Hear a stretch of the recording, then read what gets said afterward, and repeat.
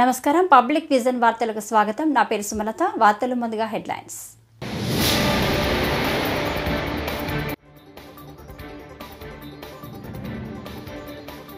Private స్కూళ్ల కంటే మిన్నగా ప్రభుత్వ పాఠశాలల విద్యార్థులను తీర్చిదిద్దుతామని ముఖ్యమంత్రి చంద్రబాబు స్పష్టం.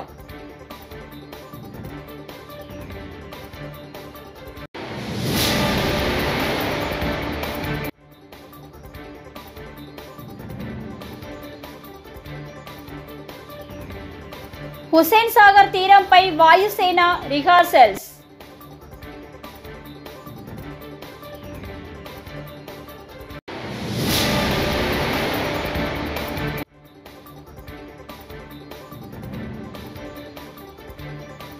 వైఎస్ జగన్ హయాంలో విద్యారంగంలో విప్లవాత్మక సంస్కరణలు. మేరగ నాగార్జున.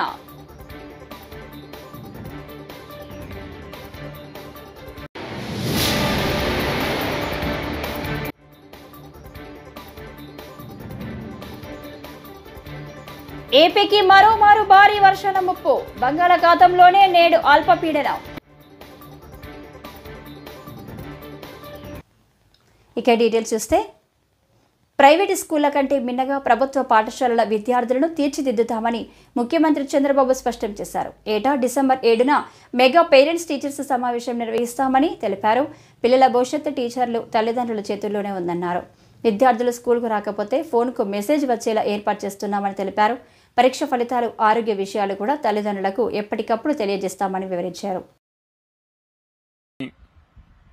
ఏవైతే ఎలక్ట్రానిక్ ఇవన్నీ ఉన్నాయో దాని పట్ల పిల్లలు కూడా జాగ్రత్తగా ఉండాలి. ఈరోజు సైబర్ నేరగాళ్లు చాలామంది తయారైన తర్వాత మనం చూస్తే చాలా ఒకటి రెండు కాదు, ఏదో ఫ్రెండ్షిప్ చేసినట్టు చేయడం, మాయమాటలు చెప్పడం, మభ్య పెట్టడం, వాళ్ళ జీవితాలతో ఆడుకునే పరిస్థితికి వచ్చారు. స్నేహం అనే పేరు పెట్టి అక్కడి నుంచి వాళ్ళ జీవితాన్ని నాశనం చేసి అదే మరిగా అశ్లీలమైనటువంటి ఫోటోలు కూడా తీసి బ్లాక్మెయిల్ కూడా చేసే పరిస్థితికి వస్తున్నారు. అంటే సమాజంలో ఒక మంచి జరిగినప్పుడు దానికి ఇంకొక కోణంలో చెడు కూడా ఉంటుంది. ఒక పక్క టెక్నాలజీ అవసరం, నిన్న కూడా నేను మాట్లాడాను, అది మన జీవితాలకి పెద్ద ఎత్తున మనం ఏదైతే అనుకుంటామో అది సాధించడానికి ఉపయోగపడుతుంది. అదే సమయంలో ఇలాంటి టెక్నాలజీ ఉపయోగించుకొని అవసరమైతే మన పేరుతో ఉండే మన డబ్బులు కూడా మన బ్యాంకులో దోచేసుకునే పరిస్థితులు కూడా వస్తున్నారు. ఒక్క నేరం కాదు, ఒక పక్క మోసం కూడా చేసి ఇంట్లో మనల్ని మిస్లీడ్ చేసే పరిస్థితి కూడా వస్తారు. ఇప్పుడు పాప చెప్పింది, కొన్ని విషయాలు చెప్పింది ఆ టీచర్ విద్యార్థి అయితే, ఇలాంటి నేరగాళ్లు చాలా మంది ఉన్నారు. అందుకే సైబర్ నేరగాళ్ల పట్ల మనం జాగ్రత్తగా ఉండాలంటే మనం ఏ విధంగా పనిచేయాలో మీరందరూ అర్థం చేసుకోవాల్సిన అవసరం ఉంది. ఎప్పుడు కూడా ఒక మంచి గాని ఒక చెడు గాని రెండు కూడా మీరు చూస్తే 24 గంటలు ఫోన్ చూడడం కూడా ఒక వ్యసనం. భారత వాయుసేనకు సంబంధించిన సూర్య కిరణ్ విమానాల బృందం హుస్సేన్ సాగర్ తీరంలో గగనతలంలో కనువిందు చేయనుంది. ఆదివారం మధ్యాహ్నం 3 గంటల నుంచి 5 గంటల వరకు ఏరోబాటిక్ ప్రదర్శన జరగనుంది. ఈ షోలో వాయుసేనకు చెందిన జెట్ విమానాలు పలు విన్యాసాలకు ప్రదర్శించనున్నాయి. దీనికి సంబంధించి శుక్రవారం సాయంత్రం రిహార్సల్స్ నిర్వహించారు. Hawk I-132 advanced jet trainer air క్రాఫ్టులతో సూర్య కిరణ్ టీం చేసిన విన్యాసాలు సందర్శకులను అబ్బరపరిచాయి. దాదాపు 25 నిమిషాల పాటు జెట్ విమానాలు ఆకాశంలో విన్యాసాలు చేశాయి. ప్రజాపాలన విజయోత్సవాల్లో భాగంగా ఆదివారం మధ్యాహ్నం ఈ ఏరోబాటిక్ ప్రదర్శన ఉంటుందని అధికార వర్గాలు తెలిపాయి.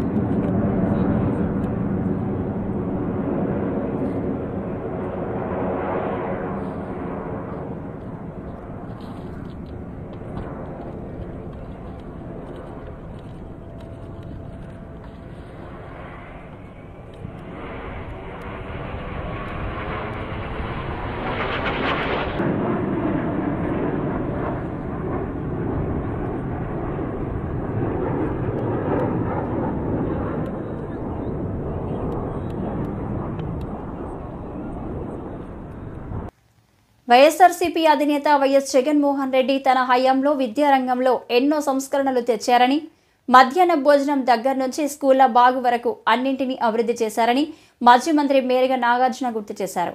తాడేపల్లిలోని వైఎస్ఆర్సీపీ ప్రధాన కార్యాలయంలో శనివారం మేరుగ నాగార్జున మీడియాతో మాట్లాడారు. నిజంగా ఈ రాష్ట్రం విద్యారంగంలో ఉన్నత శిఖరాలకు వెళ్లాలని, పేద విద్యార్థుల యొక్క స్థితిగతులు మెరుగుపడాలని, ఆంధ్రప్రదేశ్ ఉజ్వలమైనటువంటి భవిష్యత్తు విద్యాపరంగా ముందుకెళ్లాలని ఎంతో కసితో గత ప్రభుత్వం పనిచేస్తే ఈరోజు మెగా మీట్ అంట, నేను దాన్ని దగా మీట్ అంట. ఎవరిని దగా చేయటానికి? ఈ రాష్ట్రంలో వైఎస్ఆర్ కాంగ్రెస్ పార్టీ అధికారంలో ఉన్నప్పుడు విద్యా వ్యాప్తిని, విద్యను పొంతలు తొక్కించాలని ఒక గొప్ప ఉద్దేశంతో నాడు నేడు అనే కార్యక్రమం కానీ, ఇంగ్లీష్ మీడియం కానీ, సిబిఎస్ఈ సిలబస్ కానీ, ఐబీ వైపు అడుగులు వేయటం కానీ, లేకపోతే టోఫెల్ కానీ, సబ్జెక్ట్ టీచర్స్ కాన్సెప్ట్ కానీ, తరగతి గదుల్లో 6వ తరగతి నుంచి ఇంటరాక్టివ్ ప్లాట్ఫామ్ ప్యానల్ సిస్టాన్ని కానీ, లేకపోతే 8వ తరగతిలో మరి ట్యాబ్ల పంపిణీ కానీ, అసలు కొత్త విధానం విద్యా కానుక మెనూలో అయితే రోజుకొక ఐటమ్, రోజుకొక టైం టేబుల్ లాగా గోరుముద్దనిచ్చి ఈ రాష్ట్రంలో ఉన్నటువంటి పేదల పిల్లల యొక్క ఆరోగ్యంతో పాటు చదువులమ్మ తల్లి ఓలలాడే విధంగా గౌరవ ముఖ్యమంత్రి గారి నేతృత్వంలో పనిచేస్తే మీరు చెప్పుకోవటానికి ఒక్కటంటే ఒకటి. ఏ కార్యక్రమాలు జగన్మోహన్ రెడ్డి గారు ముఖ్యమంత్రిగా ఉన్నప్పుడు చేశారో వాటన్నిటినీ గాలి కుదిరేశారు, వాటన్నిటినీ తిరోధకాలు ఇచ్చారు. నాడు నేడుకైతే దరిదాపు 12,000 కోట్లకు పైగా వెచ్చించి 45,000కు పైగా స్కూల్స్ కానీ హాస్టల్స్ కానీ రెన్యువేట్ చేస్తే వాటిల్లో కూర్చొని మీరు ఈరోజు తగుదురమ్మ కదా అని చెప్పేసి మీటింగులు పెట్టి పేరెంట్ టీచర్స్ అంట ఎందుకు పెడతా ఉన్నారు? మీ పిల్లవాళ్ళకి ఇంగ్లీష్ విద్యను. ఏపీకి మరోమారు భారీ వర్షాల ముప్పు పొంచి ఉంది. హిందూ మహాసముద్రం, దానికి ఆనుకొని ఉన్న ఆగ్నేయ బంగాళాఖాతంలో ఏర్పడిన ఉపరితల ఆవర్తనం నేడు దక్షిణ బంగాళాఖాతంలో అల్పపీడనంగా మారే అవకాశం ఉంది.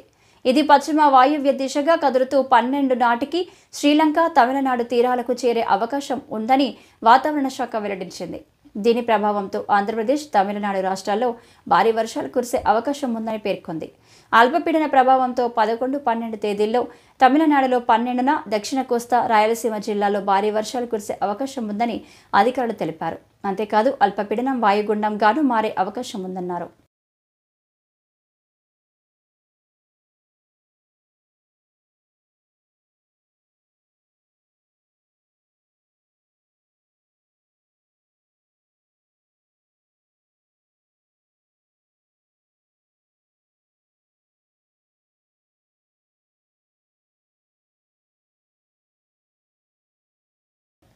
మార్ఫింగ్లు, ఫేక్ న్యూస్ ఫ్యాక్టరీ, టీడీపీఏ ఆ పార్టీ అధికారిక ఖాతా నుంచే అసభ్యకర పోస్టింగ్స్ వస్తున్నాయని వైఎస్ఆర్సీపీ లీగల్ సెల్ అధ్యక్షుడు మనోహర్ రెడ్డి వెల్లడించారు.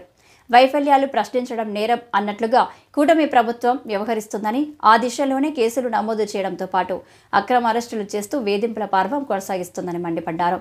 ప్రతిపక్షాలు చేసే మంచిని కూడా చెడుగా ఎల్లో మీడియా చిత్రీకరించి ప్రజలను వంచన చేస్తుందని వైఎస్ఆర్సీపీ కేంద్ర కార్యాలయంలో మీడియాతో మాట్లాడిన మనోహర్ రెడ్డి చెప్పారు.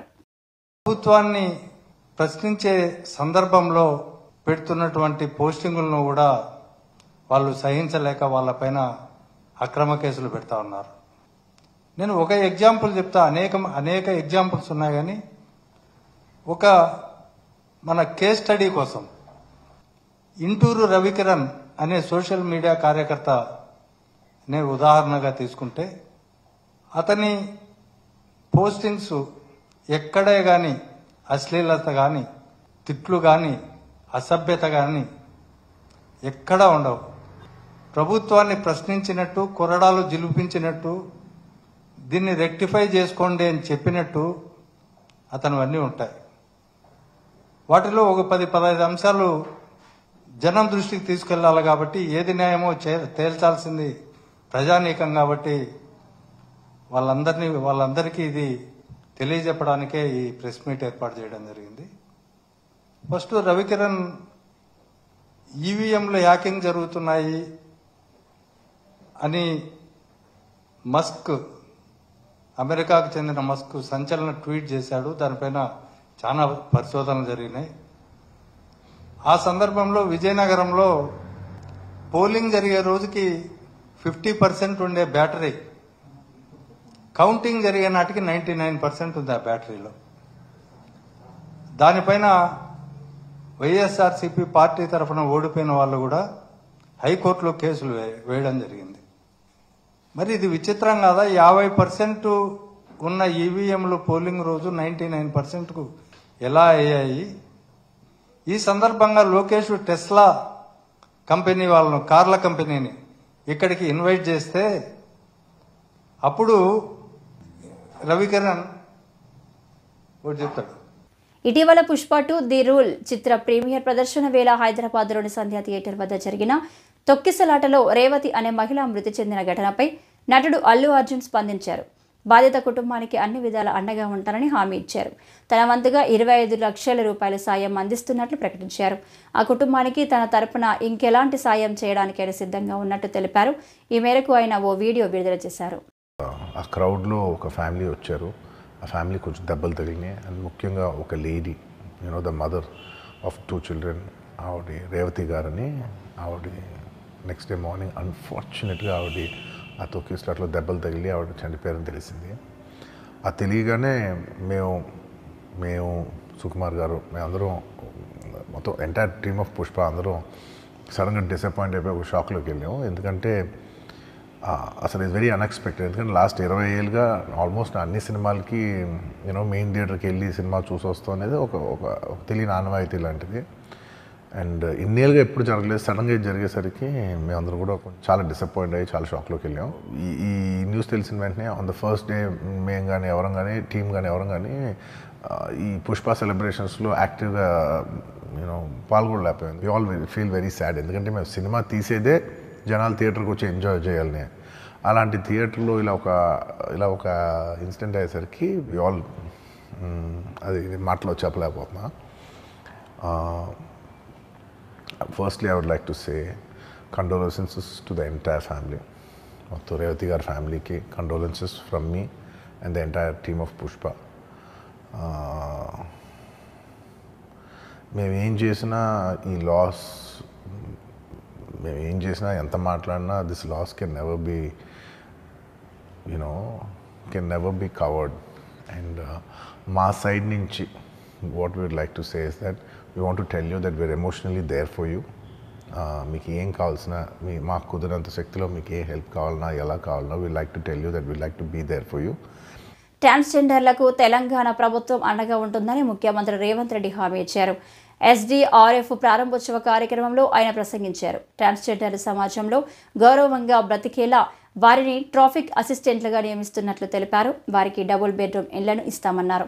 వారి ట్రాఫిక్ సిగ్నల్స్ వద్ద అడ్డుకోవడం మానేసి ప్రభుత్వ ప్రోత్సాహంతో బాధ్యతాయుతంగా మెలగాలని సీఎం రేవంత్ సూచించారు. ట్రాఫిక్ సిగ్నల్స్ దగ్గర ట్రాన్స్జెండర్లు అడుక్కునే వాళ్ళని నేను చూసిన.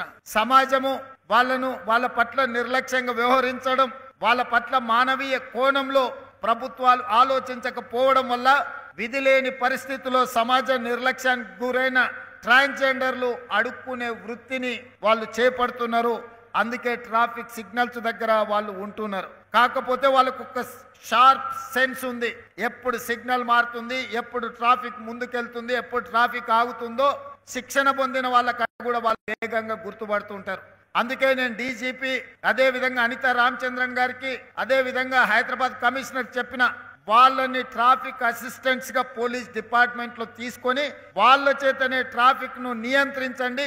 నెలవారీగా వాళ్ళకి జీత భత్యాలు ఇస్తే వాళ్ళు ఆత్మ గౌరవంతో బ్రతకడమే కాకుండా పోలీస్ వ్యవస్థను బలోపేతం చేయడానికి ఈ ట్రాన్స్జెండర్స్ ఉపయోగపడతారని, ఈ రోజు సమాజ నిర్లక్ష్యానికి గురైన ట్రాన్స్జెండర్స్ ని జనజీవన స్రవంతిలోకి తీసుకురావాలన్న ఆలోచన ఈ రాష్ట్ర ప్రభుత్వం చేసింది.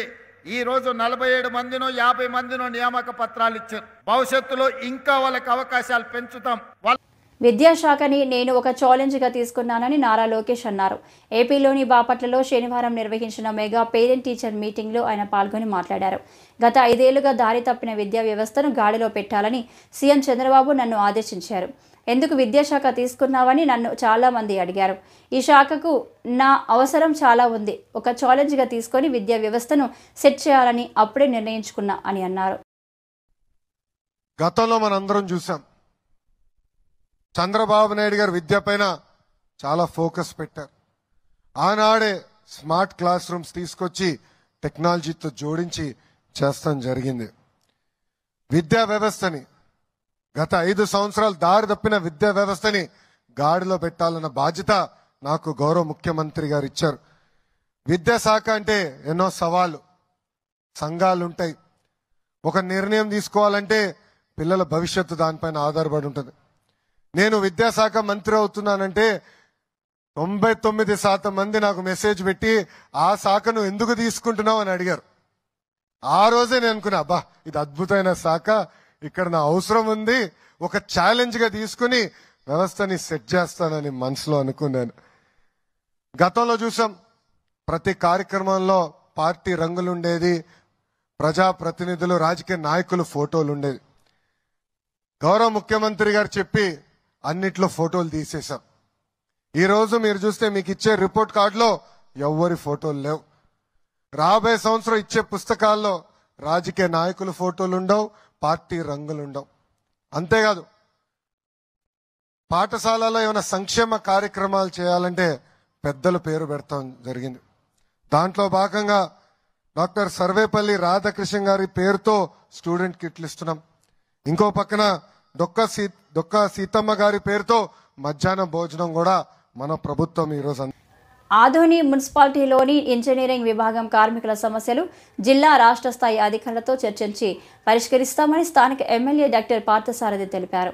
శనివారం ఆదోనిలోని ఎమ్మెల్యే క్యాంపు ఆఫీసులో మున్సిపల్ ఇంజనీరింగ్ యూనియన్ నాయకులు కలిసి సమస్యలతో కూడిన వినతి పత్రాన్ని అందించారు. సానుకూలంగా స్పందించిన ఎమ్మెల్యే సమస్యలను ప్రభుత్వం దృష్టికి తీసుకువెళ్లి పరిష్కరించే దిశగా పనిచేస్తామన్నారు. ఈరోజు ఆదోని మున్సిపాలిటీకి సంబంధించిన ఇంజనీరింగ్ విభాగం సంబంధించినటువంటి కార్మికులు ఈరోజు నన్ను వచ్చి కలిశారు. ఒక వినతి పత్రం కూడా ఇచ్చారు. దీని ప్రకారంగా వీళ్ళు చాలా ఇబ్బందులు ఎదుర్కొంటున్నట్టుగా అర్థమవుతా ఉంది. ఈ ఆదోనిలోనే సుమారుగా 200 మంది ఇలాంటి అవుట్ సోర్సింగ్ ఎంప్లాయీస్ ఉన్నారు. సాధారణంగా రిక్రూట్మెంట్ ఆగిపోయింది రాష్ట్రంలో. గత 5 సంవత్సరాలుగా జగన్మోహన్ రెడ్డి ప్రభుత్వంలో రిక్రూట్మెంట్ లేదు, కొత్తగా ఉద్యోగాలు లేవు, ఏం లేదు. ప్రభుత్వ ఉద్యోగాలు అసలు జీరో వచ్చినాయి. అవుట్ సోర్సింగ్ పద్ధతిలో ఉద్యోగాలు తీసుకున్నారు. సుమారుగా 200 మంది ఉండాల్సిన సందర్భంలో కేవలం 112 మంది మాత్రమే ఆదోనిలో ఉన్నారు. రాష్ట్ర వ్యాప్తంగా ఆలోచన చేస్తే సుమారుగా 43,000 మంది ఉద్యోగస్తులు ఈ రకంగా అవుట్ సోర్సింగ్ పద్ధతిలో పనిచేస్తూ ఉన్నారు. వీళ్ళు 5 ఏళ్లుగా పనిచేస్తున్నారు, 10 ఏళ్లుగా పనిచేస్తున్నారు, 20 ఏళ్లుగా పనిచేస్తున్నారు. వీళ్ళకి పర్మనెంట్ చేసే పరిస్థితులు కనపడతలేదు. పోనీకి పర్మనెంట్ చేయట్లేదు, కానీ జీతాలు ఏమైనా పెంచుతున్నారా అంటే ఎప్పుడో ఇచ్చిన జీతాలు ఇప్పటికీ కూడా అలాగే కనబడతా ఉన్నాయి. వీళ్ళందరికీ కూడా మామూలు ఎంప్లాయీ. బాపట్ల బొల్లపల్లిలో జరిగిన రెవెన్యూ సదస్సులు శుక్రవారం వేడికొండ ఎమ్మెల్యే చీఫ్ విప్ జీవి ఆంజనేయులు హాజరయ్యారు. ఈ సందర్భంగా జీవి మాట్లాడుతూ రైతుల సమస్యలు పరిష్కరించాలనే ముఖ్య ఉద్దేశంతో ఈ సదస్సులు నిర్వహిస్తున్నామన్నారు. ఈ సదస్సుల ద్వారా రైతులు తమ సమస్యలు పరిష్కరించుకోవాలని సూచించారు. సమస్యలు పరిష్కారం చేస్తామని, రైతులను ఇబ్బందులు పెట్టి ఎవరైనా లంచాలు డిమాండ్ చేస్తే కఠిన చర్యలు తీసుకుంటామని హెచ్చరించారు. రాష్ట్రంలో అర్జీలు 6,798 అర్జీలు ఒక్క భూ వివాదాల మీదనే వచ్చినాయి. రాష్ట్రంలో మొత్తం 74,000 పైచిలకు రిప్రజెంటేషన్లు వస్తే, రాష్ట్రంలో 74,000 అర్జీలు వస్తే అందులో 67,900 అప్లికేషన్లు ఈ భూ వివాదాల మీద వచ్చిందంటే ఈ రీసర్వేల్లో వైఎస్ఆర్ పాలనలో ఎన్ని తప్పులు జరిగినాయి, ఎంతమంది రైతులకు అన్యాయం జరిగిందో ఒక్కసారి ప్రజలు ఆలోచించాలి. కాబట్టి ఈరోజు భూ సంబంధిత సమస్యలన్నీ కూడా పరిష్కారం చేయటమే ఎన్డీఏ ప్రభుత్వ లక్ష్యం. అధికారులందరూ కూడా సహకరించి రైతులకు కొండంత అండగా నిలబడి రైతాంగం యొక్క సమస్యలు పరిష్కరించాలని ఈరోజు రెవెన్యూ అధికారులందరినీ కూడా ఈ సందర్భంగా నేను కోరుతున్నా. అలాగే లంచం తీసుకున్న వాళ్ళ మీద లంచాల పేరుతో రైతాంగాన్ని ఇబ్బంది పెట్టిన వాళ్ళ మీద కూడా కఠినంగా చర్యలు తీసుకోవాలని ఈ సందర్భంగా నేను కోరుతున్నా.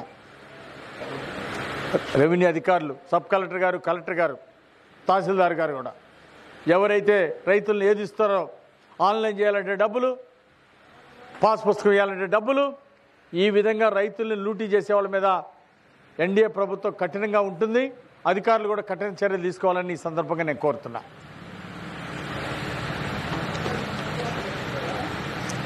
తిరుచానూరు శ్రీ పద్మావతి అమ్మవారి బ్రహ్మోత్సవాల్లో భాగంగా శుక్రవారం శ్రీవారి సారెను తిరుమల నుండి తిరుపతిలోని అలిపిరి పాదాల మండపం వద్దకు తీసుకువచ్చారు. శ్రీవారి సారెకు ప్రత్యేక పూజలు చేసి అదనపు EO CH Venkaiah Chowdary, JEO వీరబ్రహ్మంకు అందజేశారు.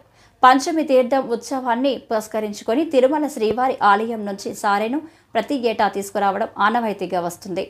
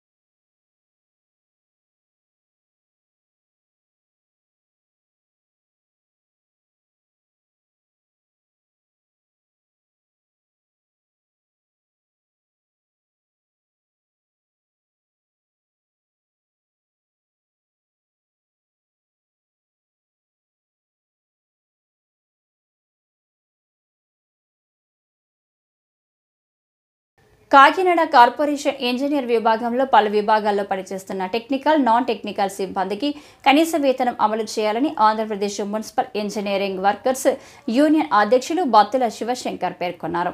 శనివారం కాకినాడ వాటర్ వర్క్స్ వద్ద Andhra Pradesh municipal engineer workers union ఆధ్వర్యంలో నిరసన కార్యక్రమం చేపట్టారు. ఈ సందర్భంగా వారు మాట్లాడారు. కాకినాడ మున్సిపల్ కార్పొరేషన్ ఇంజనీర్ విభాగం నుండి ఇంజనీర్ కార్మికులందరూ కూడా మరి గత 25 సంవత్సరాల నుండి మరి వాటర్ సప్లైలోను, స్ట్రీట్ వీధి దీపాలు వెలిగించడంలోను, అదే వాచ్మెన్గా, సెక్యూరిటీగాను, పార్కు మజ్దూర్లుగాను, వర్క్ ఇన్స్పెక్టర్లుగాను, ఇంకా అనేకమైన విభాగాల్లో నిరంతరము 24 గంటలు కూడా ఎంతో ఫోన్ రాగానే లేదంటే ఏదైనా సమస్య వచ్చిందనగానే ఇంకా కుటుంబాలు అనేటువంటివి చూడకుండా 24 గంటలు అందుబాటులో ఉండి ప్రజలకు నిత్యావసరమైనటువంటి మంచినీటిని, వీధి దీపాలను వెలిగిస్తున్నటువంటి ఇంజనీర్ కార్మికుల సమస్యలు ఇప్పటికీ కూడా గొడ్డిగానే మిగిలిపోయి ఉన్నాయి. కాబట్టి ప్రభుత్వాలతో మేము మాట్లాడడం జరిగింది. గత ప్రభుత్వాలు మీకు జీతాలు పెంచుతామన్నారు, సమ్మెలు చేశారు. అయినా సరే మా జీతాల విషయంలో ఎటువంటి మెరుగుదల కానీ ఉపయోగం కానీ లేని పక్షాన ఇంజనీర్ కార్మికులందరూ కూడా ఏకమై ఆంధ్రప్రదేశ్ మున్సిపల్ ఇంజనీర్ వర్కర్స్ యూనియన్కి ఇచ్చిన పిలుపు మేరకు 8వ తారీఖున ఆదివారం అర్ధరాత్రి 12 గంటల నుండి సమ్మె చేయుటకు నిర్ణయించగా, ఆ సమ్మెలో భాగంగా మరి కాకినాడ మున్సిపల్ కార్పొరేషన్ యూనియన్ నుండి మేము సమ్మెకు వెళ్ళడానికి నిశ్చయించాము. కాబట్టి ప్రభుత్వం తక్షణమే మా డిమాండ్లను పరిష్కరించాలని, ఈ రాష్ట్ర వ్యాప్తంగా ఉన్నటువంటి దరిదాపు 14,000 మంది ఇంజనీర్ కార్మికుల ఆ కోరికలను, న్యాయమైన కోరికలను ప్రభుత్వం వెంటనే దృష్టించి మా న్యాయమైన కోరికలను మన్నించి వారు మా డిమాండ్స్ను ప్రభుత్వం వారు నెరవేర్చాలని మేము డిమాండ్ చేస్తూ ఉన్నాం. ప్రధాన డిమాండ్గా టెక్నికల్, నాన్ టెక్నికల్ వర్కర్గా ఈ ఇంజనీర్ విభాగంలో పనిచేస్తున్నారు. ఈ వార్తలు ఇంతటితో సమాప్తం. నమస్కారం.